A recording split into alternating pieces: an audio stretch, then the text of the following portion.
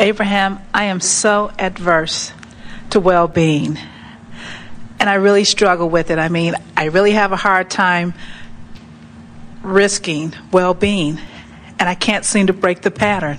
What do you mean by risking well-being? Those are interesting words. Well chosen. Okay. Things like I'll have a positive thought about myself, and instead of latching onto the thought and letting it grow, I just kind of let it dissipate and go right back to thinking something negative. Well, now that's logical, isn't it? In light of what you've been hearing here today, law of attraction is really perpetuating that. So that doesn't mean there's anything wrong with you. What you just said is law of attraction is responding to my thought, and it's easier for me to think the thoughts that I've been thinking than it is for me to think new thoughts. But then you said something else that's really worth noting. You said, I can think a different thought, but I don't maintain it very long without going back to the other thought. But I can think another thought. So now you want to just soothe yourself a little further by saying, well, I can think another thought, and while I don't always maintain the new thought, I do have the ability to think another thought, so I guess I could just try to think it more often, and maybe I'm hoping that as I think the new thought, that the new thought will get a foothold and it will become easier and easier to think. And I'm willing to watch for evidence of that. And maybe if I don't take the thoughts that I have the most habit of thinking and try to change them, maybe if I just reach for some new thoughts, I can show myself that I do have the ability to think new thoughts, and then gradually I can tiptoe into changing some thoughts. But mostly I'm doing pretty good, and while I could do better, I'm not really unhappy with how I'm doing, and I am working to think thoughts that feel a little better. And you see what we're doing? Just kind of keep talking, just talk yourself into it, and that's the way you gradually change the way you think about something. Okay. You don't ever do it all at once. We always say to our friends, it's interesting to watch you. You come to this gathering, formerly we called it the science of deliberate creation. Now, we call it more softly the art of allowing. But still, people come. They're going to get control of their lives. And so they'll take the issue that they have been dragging around without success for the longest period of time, and they say, I think I'll start here. And we say, let's not. Let's start with something a lot easier. Let's start with something where you're sure to be able to show yourself that you can shift vibration. Because we know if you can show yourself on any subject that you can shift vibration, we know the universe will show you with manifested evidence that you have shifted vibration. So our encouragement is to start with the things that are easier and then work up to the things that are stronger. And when you work to change the way you feel about your body, the rewards are huge, because when things start shifting for you on that kind of a personal basis, it is truly wonderful. But it's also the hardest place to start, because you have the strongest habits of thought about your body that you do about anything, because you've been observing your body and responding to the way your body feels and looks and bees, and responding to the way others respond to it. And so while it is the most rewarding topic to work on, and ultimately the most satisfying topic to work on, it is also not the first place to start. Okay. There's more to the issue for me, I guess, because I consciously make the decision to avoid risk-taking. Taking the example of the body, I've had images come through lately where I can see myself at a normal body size. Yes. Dressed really nicely. Yes. You know, moving through the day very well with the Yes. body. And then I would just consciously decide to think something else.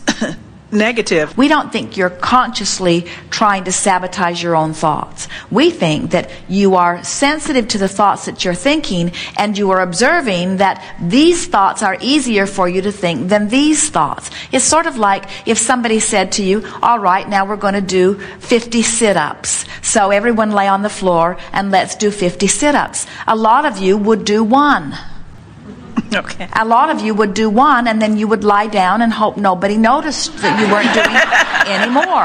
And it isn't because you didn't think about doing them, and it isn't because you couldn't make the effort to do them. Okay. It's just that you don't want to do them all that much, and it's not easy for you to do it all that much, and frankly, it's easier for you to just lay on the floor than to do the sit-ups. And this is not different from that. These are sort of like mental sit-ups. It's just easier to think the thought that you've already trained yourself to think, because you've already got that vibration activated within you, so that's the vibration that's flowing. It's sort of like a train that's moving 100 miles an hour in that direction. It's easier for it to continue to move 100 miles an hour in that direction than it is to begin instantly moving 100 miles an hour in that direction, or even for it to stop moving at all. There is a momentum factor. Even if all of the energy was cut from it, even if the fuel stopped and the engine was turned off, still that momentum is in place. And it's the same sort of thing with the vibrational momentum. So we want you to begin today to try to not beat up on yourself about that, because what you said to us, and we don't think it's true, and we want you to know that we don't think it's true. You said, I deliberately sabotage myself.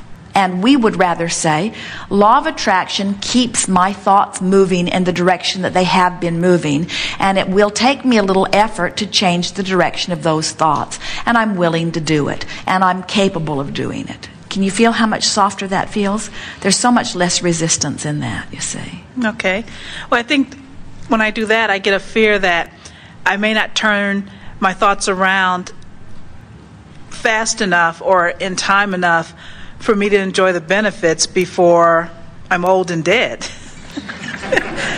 Well, that's because, and we can understand how you would come to that conclusion. It's also the reason that we started the way we did today, when we say, when you've been scattering your thoughts without knowing you're doing it, and therefore not getting the results, therefore you conclude, I'm not capable of doing this. So you haven't given what you're coming to know a chance to succeed yet. And that's why we try to make the distinction here today between the action journey and the emotional journey, because you have not made the emotional journey. As Jerry and Esther drive across the desert from Phoenix to San Diego, they understand the journey. So it's easy to stay focused in the right direction and to accomplish it, even though most of that 400-mile journey, they're not where they want to be. They're in the desert. They want to be in San Diego, but they're in the desert. But they don't feel disheartened and they don't feel discouraged, because they know that they're going to be where they want to be. And so they keep faith, they keep focused, they keep the direction, they keep moving in the right direction, and they have the manifestation that they're reaching for, you see. But if they didn't understand that, if their compass was all out of whack, if it was a nighttime and they couldn't tell which way was west, and there were no road signs and they were just driving, and then they'd say, well, are we going in the right direction? Well, I don't know, maybe we should go in the other direction. So they go 20 miles that way, and then 20 miles that way, and then 20 miles that way, and then 20 miles that way, and then 20 miles that way. In time, they'd say, we're going to be old and dead before we even get to San Diego. I don't think I have enough life left to get to where I want to go. And we say, when you get focused and faced in the right direction, you're going to get there, you see. But how are you going to know? How do you know that you're moving in the right direction? Because the thought feels good. It's a thought that I like me, and it's a thought that it's going to be all right, and it's a thought that I'm not bad, and it's a thought that I have not wasted my life. Those are the beginning of turning the negative thought to the positive thought.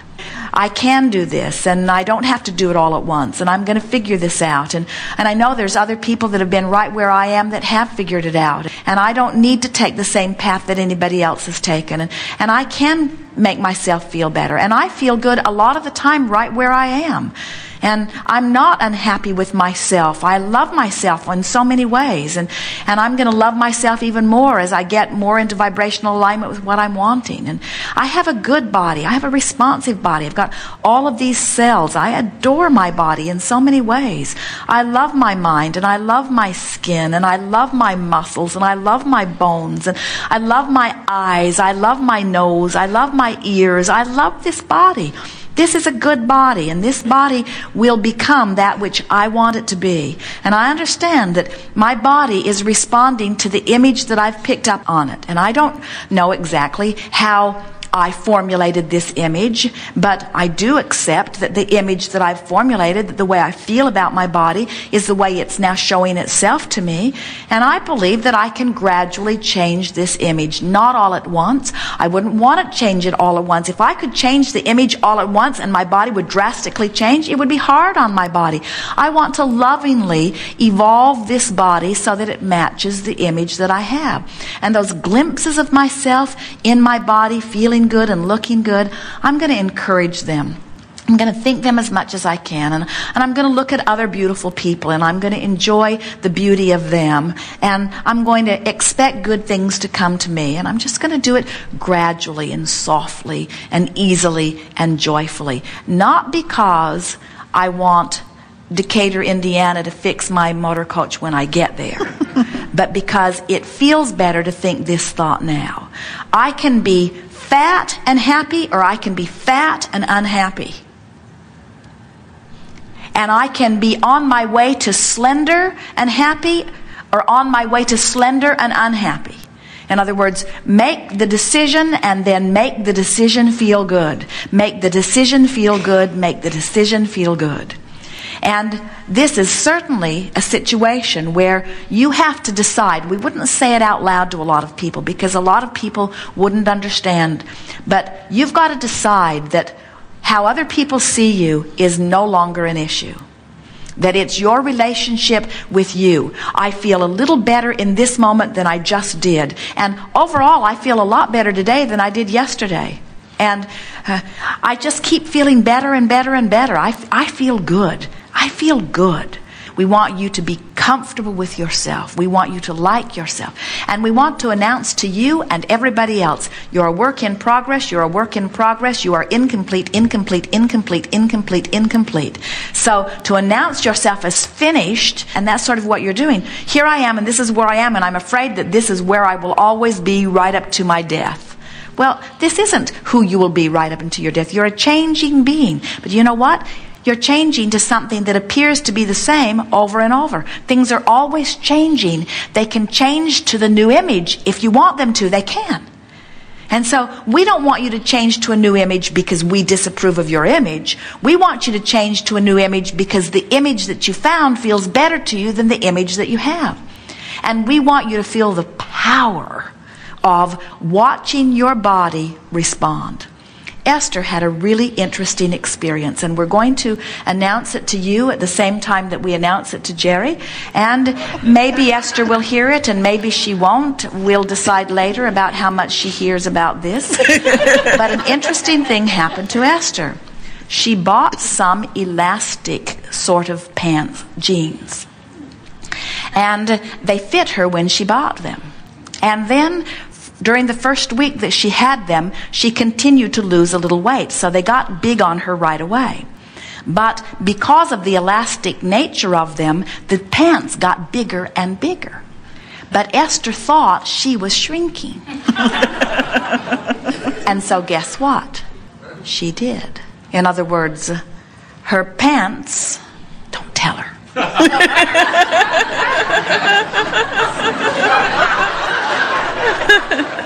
Her pants gave her the feeling sensation of shrinking.